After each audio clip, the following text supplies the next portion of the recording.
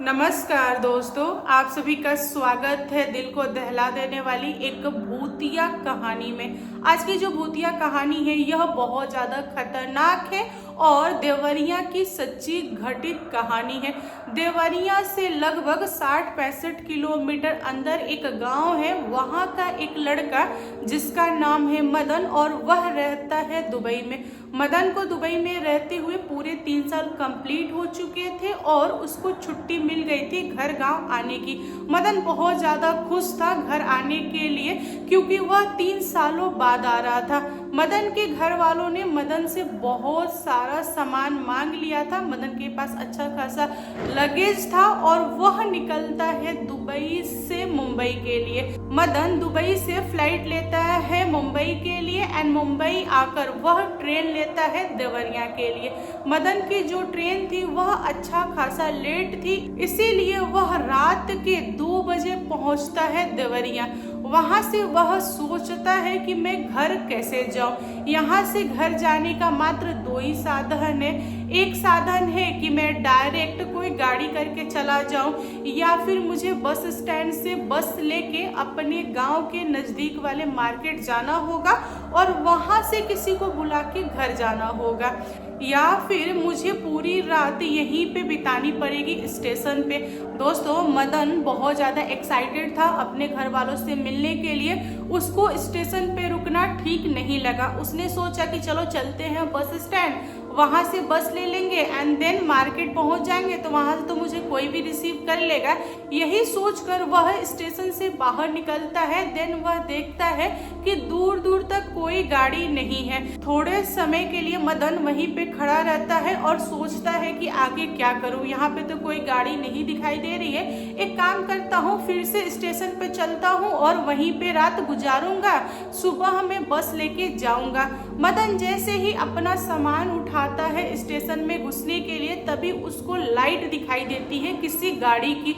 जो लाइट थी वह काफी दूरी पे थी। धीरे धीरे मदन के पास आई। मदन को एक होप हुआ कि जो गाड़ी आ रही है मैं उससे बात करता हूँ, वह मुझे छोड़ देगा, मेरे घर तक जितना पैसा मांगेगा मैं उससे दे दूंगा। ड्राइवर से बात करने के लिए मदन आगे बढ़ा तो उसने पाया कि जो ड्राइवर है वह उसके गांव का ही है और उसका नाम है भोला। मदन खुश होके भोला को गले लगाता है और बोलता है कि भोला भाई, तुम बहुत ही अच्छे टाइम पे आए हो, चलो घर चलते हैं। मैं यहाँ पे काफी टाइम से खड़ा था लेकिन कोई गाड़ी नहीं मिल रही थी और देखो ना, मेरी ट्रेन काफी ज्यादा लेट है। मैं ऐसा सोच रहा हूँ कि सुबह सुबह घर वालों को सरप्राइज दे दूं, ज्यादा अच्छा रहेगा। जो भोला था वह मदन से मिलके बहुत ज्यादा खुश हुआ और उसने बोला कि ठीक है भाई चलो। भोला के पास जो गाड़ी थी वह एक पिकअप गाड़ी थी, इसीलिए सारा सामान पीछे चला गया और भोला गाड़ी चला रहा था और जस्ट उसके बगल में मदन बैठा था। ये दोनों निकल जाते हैं देवरिया से घर के लिए और रास्ते में ये लोग बहुत सारी बातें करते हैं। भोला मदन को गांव के बारे में बताता है, गांव की चीजों के बारे में बताता है एंड गांव के सारे लोगों के कुशल मंगल वगैरह सब कुछ बताता है। जैसे ही मदन का घर आया, भोला ने मदन को द्वार पे उतारा और बोला कि ठीक है भाई तुम जाओ, मैं तुमसे बाद में मिलता हूँ। यहाँ पे मदन भोला को रोक रहा है और बोल रहा है कि नहीं भाई, ऐसे कैसे जाओगे, एक काम करो तुम पानी पी लो, तुम भी थक गए होगे, काफी टाइम से गाड़ी चला रहे हो। यहाँ पे भोला मदन को प्यार से मना करता है और अपनी गाड़ी स्टार्ट करता है। देन वहां से निकल जाता है। फिर मदन अपने घर का दरवाजा बजाता है और घर से मदन की माँ निकलती है तो वह अपने बेटे को देख के खुश होती है। पूरे घर वाले एक एक करके जग जाते हैं, मदन से मिलते हैं। यहाँ पे घर वालों ने मदन से पूछा कि बेटा तुम इतनी सुबह सुबह कैसे पहुँच गए, मतलब तुमको किसने छोड़ा, तुम्हारा क्या साधन था, तुम कैसे आए। देन मदन बताता है भोला के बारे में, बोलता है कि भोला भाई ने छोड़ा, मैंने उनको बोला रुकने के लिए लेकिन वे रुके नहीं। घर वालों ने जैसे ही भोला के बारे में सुना, घर वाले चौंक गए। मदन को समझा नहीं कि घर वाले कैसा रिएक्शन दे रहे हैं। घर वालों ने बताया कि बेटा तू तो ठीक है ना। मदन बोल रहा है कि हाँ एकदम ठीक हूँ। क्यों, क्या हुआ, बताओ तो सही। यहाँ पे मदन की माँ ने मदन को धीरे से बताया भोला के बारे में। उन्होंने बोला कि भोला इस दुनिया में नहीं है, भोला को दुनिया छोड़े हुए करीबन 2.5 साल हो गए। तुमको वह कैसे मिल सकता है, कैसे दिखाई दे सकता है? नहीं, यह चीज संभव नहीं है। यहाँ पे जैसे ही मदन ने सुना कि भोला इस दुनिया में नहीं है, मदन वहीं पे बेहोश हो गया। घर वाले बहुत ज्यादा डर गए। घर वालों ने कोशिश किया कि मदन उठ जाए, लेकिन मदन नहीं उठ रहा था। आखिर में डॉक्टर आया। डॉक्टर ने मदन को देखा तो डॉक्टर ने बोला कि इनको सदमा लग गया, इसी की वजह से ये बेहोश हो गए। आप लोगों ने आखिर ऐसी कौन सी बात बता दी जो इनको सदमा लग गया? घर वालों ने डॉक्टर को बताया कि ऐसी ऐसी चीज है। जब मदन होश में आया, देन मदन की माँ ने मदन के लिए एक तांत्रिक बुलाया और उन्होंने बोला कि मेरे बेटे को झाड़ फूक कर दो, क्योंकि इसको जरूरत है।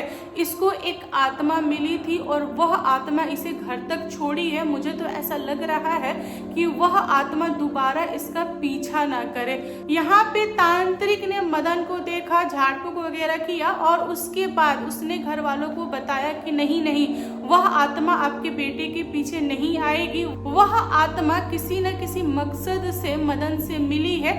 तांत्रिक ने मदन से सवाल किया कि बताओ उस आत्मा ने तुम्हें क्या क्या बोला पूरे रास्ता।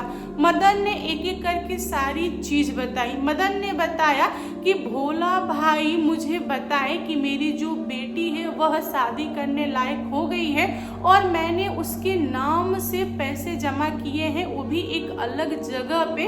उसके जितने भी पेपर है मैंने उसको एक बाकस में छुपा के रखा है। मैं उन पेपर को चाहता हूँ निकाल के बैंक वालों को दे के पैसा लेके और बेटी की धूमधाम से शादी करना। उन्होंने ज्यादातर बातें अपनी बेटी के बारे में ही किया है। यहाँ पे तांत्रिक घर वालों को बताया कि देखिए वो जो आत्मा थी, भोला की आत्मा, वह अच्छी थी, वह बुरी आत्मा नहीं थी। उसको शांति नहीं मिली थी, वह तड़प रही थी। वह आत्मा इस संदेश को पहुंचाने के लिए मदन का सहारा ली, मदन से मिली। मदन एक ऐसा व्यक्ति है जिसको भोला के बारे में नहीं पता था, इसीलिए आत्मा इजीली उसके सामने आई और जो उसे कहना था, यानी बेटी की शादी के बारे में और पैसों के बारे में, उसने यह मैसेज भिजवाया है। एक काम कीजिए, आप भोला की वाइफ को ये सारी चीजें बताइए। मदन ने खुद जाके भोला की वाइफ को सारी बात बताया और भोला की वाइफ ने जब पेपर देखे बैंक गई तब उनको पता चला कि वहां पे सचमुच में पैसे थे। फिर भोला की वाइफ ने उन पैसों का बेटी के शादी में यूज किया। जो आत्मा थी वह अच्छी आत्मा थी और वह जो चाहती थी उसको वह मिल गया। देन वह आत्मा शांत हो गई।